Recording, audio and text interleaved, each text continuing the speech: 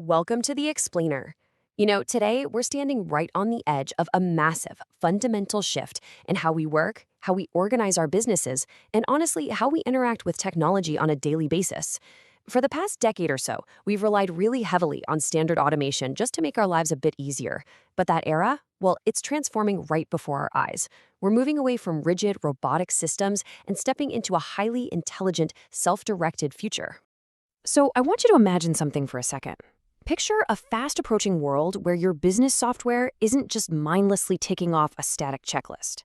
Instead, imagine a world where algorithms literally negotiate with each other. They reason through complex problems, and they resolve ambiguities entirely on their own. Really think about that. What happens when our software starts managing itself? How does that completely rewrite the modern enterprise? Well, that is exactly what we're going to unpack today. Okay, let's dive into Section 1, Beyond the Robotic Assembly Line.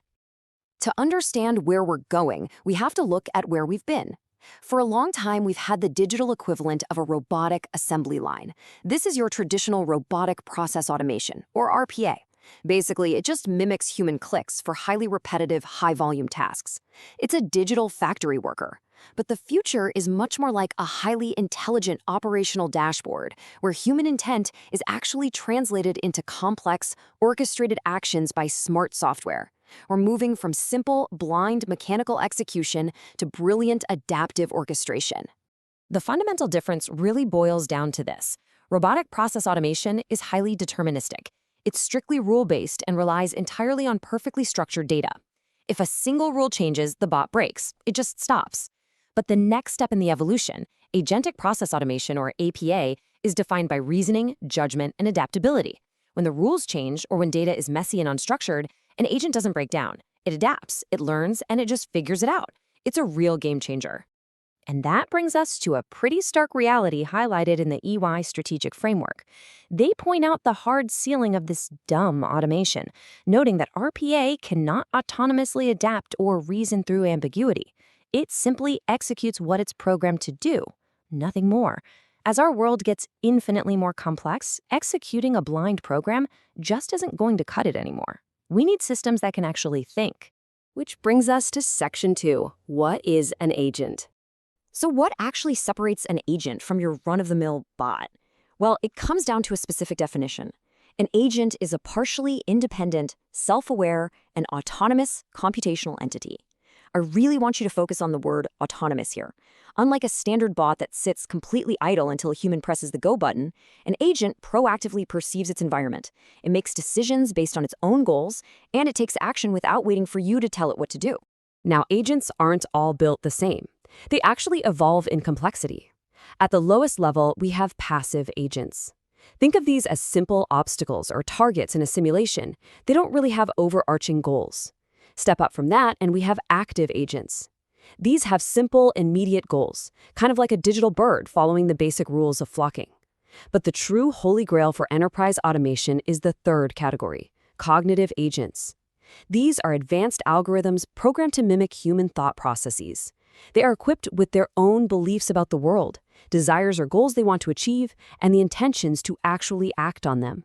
A vital characteristic of these advanced cognitive agents is something called decentralized logic. In these systems, no single agent possesses a full, omniscient bird's-eye view of the entire operation. They only have a local view of their immediate environment, and because they only hold one tiny piece of the puzzle, they are absolutely forced to communicate, coordinate, and collaborate with other agents in order to succeed. Let's look closer at that in Section 3, How Digital Agents Collaborate. When you put hundreds or even thousands of these cognitive agents together in the same digital space, they form what's called a multi-agent system, or a MAS. We define this as a bustling ecosystem of interacting intelligent algorithms that collaborate to tackle massive, incredibly complex challenges. These are problems that would be entirely impossible for a single traditional monolithic software program to solve on its own. By working together, they create a collective intelligence that is vastly superior to the sum of its parts. But how do they actually coordinate all this? To understand how they negotiate so invisibly, we can look at a fascinating three-step process called the challenge, response, contract scheme. Honestly, it makes the software feel just like a bustling stock exchange floor. Step 1. An agent broadcasts a challenge to the network, basically asking, hey, who can solve this specific task? Step 2, capable agents respond with, I can, and here is my cost or efficiency price.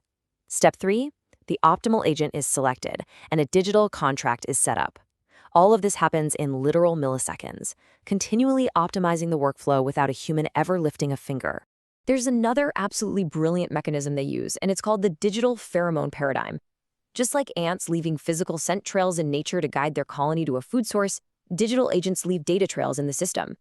If a specific pathway or solution is highly effective, those digital pheromones concentrate, attracting more agents to use that same efficient route. But if a pathway is blocked or inefficient, the trail simply evaporates. It is a breathtakingly elegant way for software to self-organize and self-heal. And I want to make sure we ground this in reality, right? Because these aren't just academic sci-fi concepts. These multi-agent systems are actively being used right now in incredibly complex, high-stakes environments. They're the invisible backbone of high-frequency online trading. They are used to coordinate rapid disaster response logistics on the fly. They manage complex target surveillance, and they are the core technology simulating wild traffic patterns to train self-driving cars. This is real, and it is incredibly powerful. All right, let's bring it all together in Section 4, the Agentic Economy. Looking at the data from the EY Strategic Framework, the business reality is crystal clear. A massive 78% of organizations are already planning to invest in agentic process automation over the next year alone. This is not some distant futuristic roadmap that might happen someday. This is an immediate, aggressive capital allocation. Companies know for a fact that if they don't move from basic task automation to intelligent orchestration, they are simply going to be left behind. And the sheer scale of this trend is validated by some explosive market growth projections. We are looking at a market projected to swell from just over $28 billion in 2025 to an astounding $211 billion by 2034. That is a massive compounded annual growth rate, and it is heavily driven by these AI-powered, knowledge-based agent systems expanding into literally every corner of the corporate world.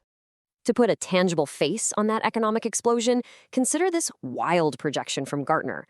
They forecast that by 2029, a staggering 80% of common customer service issues will be autonomously resolved without any human intervention whatsoever.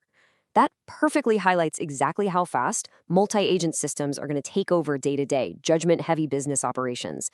They'll be providing context-aware, personalized resolutions instantly. But hearing all these staggering predictions, you kind of have to ask, well, what happens to us? I want to be absolutely clear. This is not a story of human replacement. It is a story of profound human extension.